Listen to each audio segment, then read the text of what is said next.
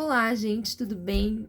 Se você não me conhece, meu nome é Helena, eu sou advogada civilista e de família já há quase 6 anos. Me formei pela PUC, depois eu fiz a minha pós e o meu mestrado em processo civil, também pela PUC. Se você gosta de conteúdo de direito, já curte, comenta, compartilha esse vídeo, se inscreve no meu canal, deixe suas dúvidas e também deixe seu like, tá bom? Hoje eu vou falar um pouquinho sobre a Convenção de Haia, de 1980, sobre sequestro internacional de menores. O que essa convenção ela estabelece? Primeiro, essa convenção foi ratificada na época por 42 países e o Brasil incorporou as normas dela através de um decreto do ano 2000, que foi assinado pelo presidente Fernando Henrique Cardoso. Ela estabelece que ninguém pode mudar a residência habitual de uma criança sem autorização prévia.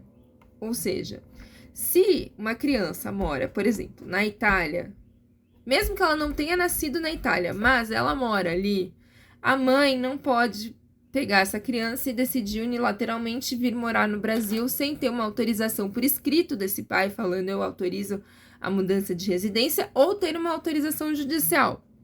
Por quê? Porque senão, se ela fizer isso, vai ser considerada uma retenção ilícita e tem previsão do retorno imediato dessa criança. Só que essa convenção, ela tomou o cuidado de trazer exceções, que estão nos artigos 12 e no artigo 13 da convenção. O que diz o artigo 12? Olha só, vamos ler.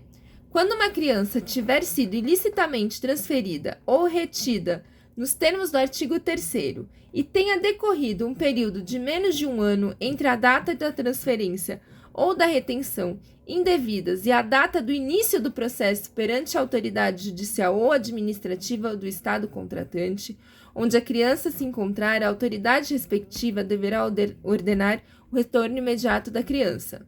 A autoridade judicial ou administrativa respectiva, mesmo após expirado o período de um ano referido no parágrafo anterior, deverá ordenar o retorno da criança, salvo quando for provado que a criança já se encontra integrada no seu novo meio. Quando a autoridade judicial ou administrativa do Estado requerido tiver razões para crer que a criança tenha sido levada para outro Estado, poderá suspender o processo ou rejeitar o pedido de retorno da criança. Ou seja, tem alguma previsão aqui para evitar a suspensão desse processo, mas o mais importante aqui é o que o artigo 12 coloca, que é que a criança não vai ser repatriada se ela já estiver integrada no meio novo dela.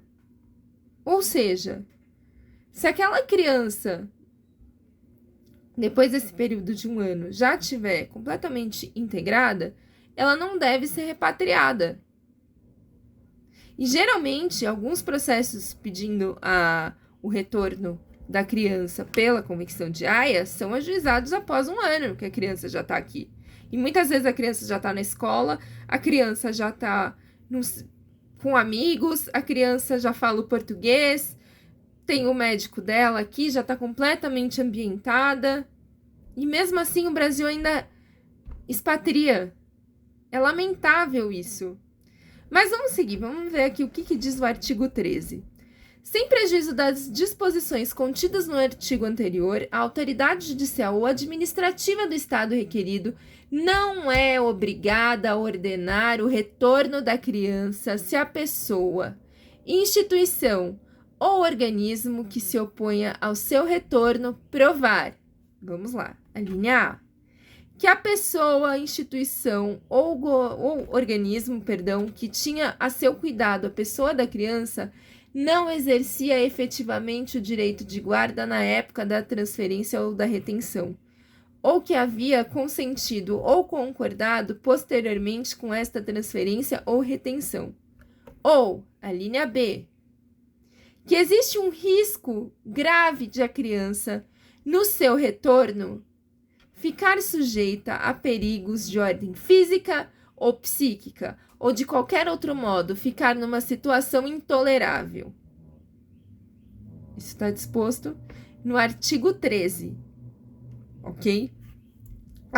Depois ele traz que a autoridade judicial ou administrativa pode também recusar-se a ordenar o retorno da criança se verificar que esta se opõe a ele e que a criança atingiu já idade e grau de maturidade tais que seja apropriado levar em consideração as suas opiniões sobre o assunto. Isso está previsto na Convenção de Haia. Ou seja, mesmo colocando como regra o retorno imediato da criança, a própria Convenção traz exceções a essa repatriação. E assim, o que me choca quando a gente fala de Haia é que o Brasil, diferente de outros países, diferente, por exemplo, da Europa, da Argentina, que quando tem esse pedido de retorno, eles falam, opa, vamos ver primeiro o que está acontecendo, para daí a gente decidir se a criança vai ou não retornar. O Brasil expatria essas crianças como se mandasse uma carta. Com todo respeito, mas é ridículo a forma como o judiciário trata esse assunto. A gente tem se deparado com situações completamente absurdas. Por exemplo, tem um caso que ganhou repercussão, que ganhou a mídia, inclusive por causa do vídeo das meninas sendo levadas pela Polícia Federal, que a mãe tinha provas de que essas crianças eram abusadas pelo pai. E o judiciário não analisou essas provas, não fez perícia nessas crianças, não determinou que fosse feita uma avaliação psicossocial dessas crianças. E eles simplesmente mandaram elas voltarem para um pai abusador. Tem outros casos também, tem o caso da Moara, da Neide aqui, que luta incessantemente, está aqui ativamente no Instagram, lutando muito para que a filha seja ouvida, para o básico. A filha dela foi repatriada sem mal ser ouvida. Ela foi avaliar, fizeram uma avaliação com ela, viram que havia risco no retorno da Moara para a Suíça. E o que aconteceu? O judiciário mandou ela retornar. Falaram, não, ela tem uma retenção ilícita, volta. A menina hoje vive em cárcere privado, tá com os direitos dela completamente ceifados, não pode se comunicar com a mãe. Sendo que a própria Convenção de Haia traz hipóteses de não repatriação.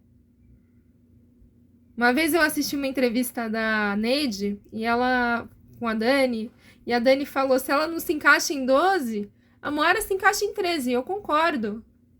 E assim, gente, a gente teve todo um debate, agora teve uma ADI que ajuizaram no Supremo, em que o Supremo finalmente reconheceu que se você tem violência doméstica, não tem que repatriar essas crianças. Porque, obviamente, se a mãe vive numa situação de violência doméstica, como que você repatria essas crianças? Porque existe um claríssimo risco de afetar a ordem psíquica dessas crianças.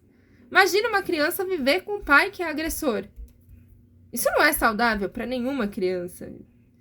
Bom, e aí, assim, o que eu queria com esse vídeo? Conscientizar vocês quanto à importância que nós temos, que, como advogados, de quando a gente se deparar com um caso de Haia, de conscientizar o judiciário, de conscientizar os juízes, que a gente não pode simplesmente aplicar as regras bases da convenção. A gente precisa analisar as exceções. Não tem só o artigo 3º, não tem só o artigo 28. Haia tem um monte de artigos. E tem o 12 e o 13, que a gente precisa aplicar com urgência. Bom, gente, eu vim aqui cumprir o meu vídeo, que eu prometi ontem, foi super corrido, acabou que eu não consegui fazer.